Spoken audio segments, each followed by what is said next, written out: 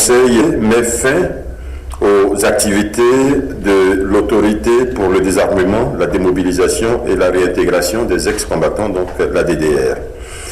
Et le deuxième décret porte création de la cellule de coordination, de suivi et de réinsertion, en abrégé donc la CCSR. C'est l'annonce faite par Bruno Koné, le porte-parole du gouvernement, à l'issue du Conseil des ministres du 24 juin dernier.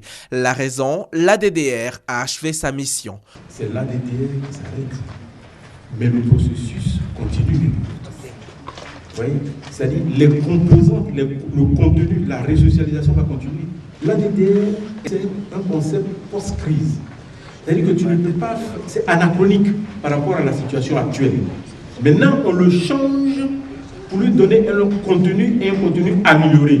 La cellule de coordination, de suivi et de réinsertion placée sous l'autorité du Conseil national de sécurité est mise en place pour accompagner et orienter les ex-combattants démobilisés. Cette cellule-là a été créée spécifiquement avec 3 missions principales qui sont d'assurer la gestion des conventions et des accords qui ont été déjà signés par l'ex-ADDR et puis aussi d'organiser, de coordonner les activités de resocialisation des bénéficiaires qui sont dans les différents centres de resocialisation et d'assurer la gestion de la base de données et aussi le référencement des différents bénéficiaires vers les structures de prise en charge, les structures de formation. Christian Aggo précise qu'il faudrait que les bénéficiaires traités aient déjà été enregistrés dans le programme à la date du 30 juin et qu'ils aient été soit en cours de traitement, soit en attente de traitement à cette même date. C'est seulement à cette condition que la CCSR se charge de finaliser leur traitement et les guide vers les structures de suivi pour pérenniser leur réinsertion. La nouvelle structure qui est la CCSR maintenant s'occupe des personnes qui n'ont plus le statut d'ex-combattant, mais des jeunes qui doivent être réinsérés dans le tissu social et économique. Ça, c'est la différence notable.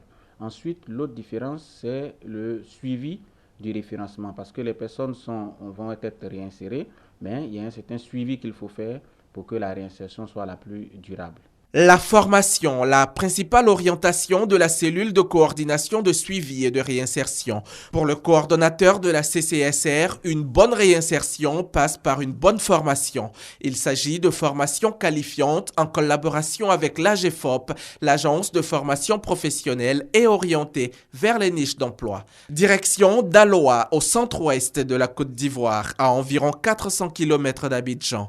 Ici, dans les locaux du centre de formation professionnelle 1 se trouve le 5e chantier école mis en place pour la formation des bénéficiaires du programme de réinsertion. Un cadre pratique pour acquérir une qualification qui fera d'eux des professionnels des métiers du bâtiment. Il y a possibilité de leur faire apprendre le maximum parce qu'ils vont faire que de la pratique. Que de la pratique et la pratique.